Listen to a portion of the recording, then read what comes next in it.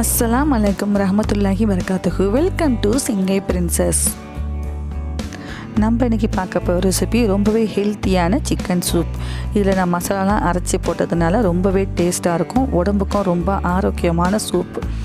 இது எப்படி செய்யலாங்கிறத பார்க்கலாம். அதுக்கு முன்னாடி சேனலை ஃபஸ்ட் டைம் பார்க்குறீங்களா, மறக்காமல் சப்ஸ்கிரைப் பண்ணுங்கள். பக்கத்தில் நோட்டிஃபிகேஷன் பெல் இருக்கும், அதையும் அழுத்திடுங்க. அப்போ தான் நான் போடுற வீடியோலாம் நீங்கள் மிஸ் பண்ணாமல் பார்க்கலாம். ஃபஸ்ட்டு சிக்கன் சூப் செய்கிறதுக்காக நம்ம மசாலா அரைச்சி எடுத்துக்க போகிறோம். அதுக்காக இதேமாதிரி காஞ்ச ஜாராக எடுத்துக்கோங்க. அதில் 2 ஸ்பூன் அளவுக்கு முழு மல்லி எடுத்துக்கிறேன். அடுத்ததாக 1 ஸ்பூன் ஜீரகம், 1 ஸ்பூன் மிளகு. இதெல்லாம் நம்ம கொரப்பாக அரைச்சி எடுத்துக்கலாம்.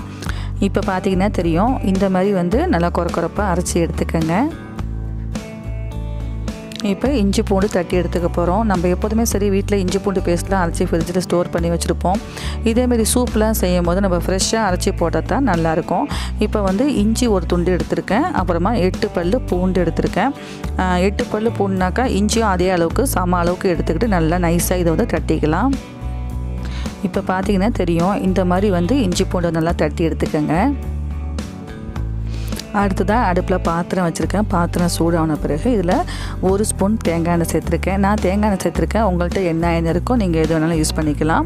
அப்புறமா 1 பே லீவ்ஸ் எடுத்துக்கலாம். இதை பிச்சு போடுங்க, அப்போ தான் நல்ல ஃப்ளேவர் வரும்.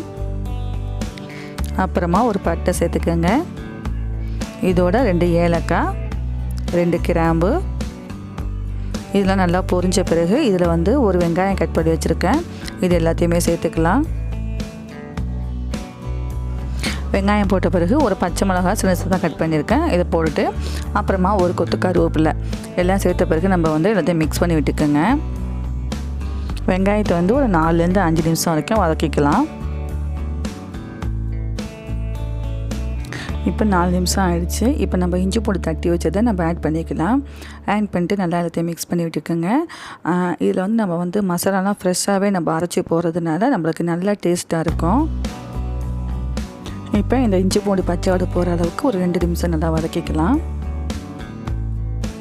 இப்போ அடுத்ததாக ஒரு தக்காளி கட் பண்ணி வச்சுருக்கேன். இதையும் சேர்த்துக்கலாம். சேர்த்து நல்லா எல்லாத்தையும் மிக்ஸ் பண்ணி விட்டுடுங்க. தக்காளி கொஞ்சமாக மசிற அளவுக்கு நல்லா ஒரு 3 நிமிஷம் நல்லா வதக்கிக்கலாம். இப்போ பார்த்திங்கன்னா தக்காளி ஓரளவு மசிடிச்சு. இந்த சமயத்தில் ஒரு பிஞ்ச் அளவுக்கு மஞ்சத்தூள் ஆட் பண்ணிக்கிறேன். நம்ம சமையல் செய்யும் போது எப்போதுமே சரி மஞ்சத்தூள் ஆட் பண்ணுறது ரொம்ப ரொம்ப உடம்புக்கு நல்லதுங்க. அப்புறமா எலும்பும் சதையமாக 1/2 கிலோ கோழி எடுத்து வச்சுருக்கேன். சின்ன சின்ன பீஸாக போட்டு எடுத்து வச்சுருக்கேன். இதை போட்ட பிறகு நல்லா எல்லாத்தையுமே மிக்ஸ் பண்ணிக்கலாம். சூப்புக்கு பெரிய துண்டாக போட்டால் நல்லா இருக்காது. இதேமாதிரி சின்ன சின்னதாக போட்டுக்கோங்க, அப்போ தான் நல்லாயிருக்கும். இதை எல்லாத்தையும் மிக்ஸ் பண்ணிட்டு ஒரு 3 நிமிஷம் அப்படியே விட்டுடுங்க.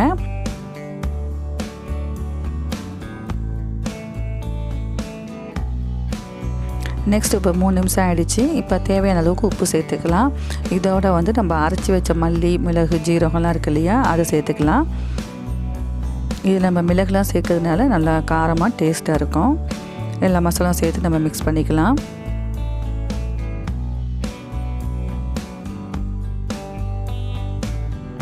இப்போ இதில் தண்ணி ஆட் பண்ண போகிறோம். இந்த ஒரு கப்போட மெஷர்மெண்ட் 250 ml. இதில் நான் 4 கப் அளவுக்கு தண்ணி எடுக்க போகிறேன். ஸோ 1 லிட்டரு கணக்குக்கு தண்ணி ஊற்றிக்கோங்க.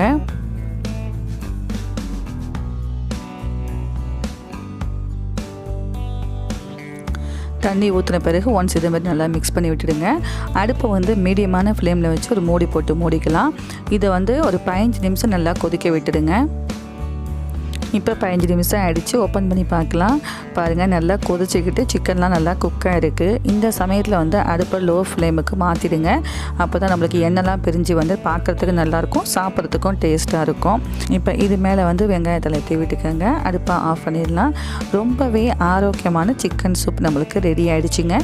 கண்டிப்பாக நீங்களும் இதே மாதிரி ட்ரை பண்ணி பார்த்துட்டு உங்கள் ஃபீட்பேக்கை எனக்கு கமெண்ட்ஸில் சொல்லுங்கள். இந்த வீடியோ பிடிச்சிருந்தால் லைக் பண்ணுங்கள், உங்கள் ஃப்ரெண்ட்ஸ் அண்ட் ஃபேமிலிக்கு ஷேர் பண்ணுங்கள். மறக்காமல் என்னுடைய சேனலை சப்ஸ்கிரைப் பண்ணுங்கள்.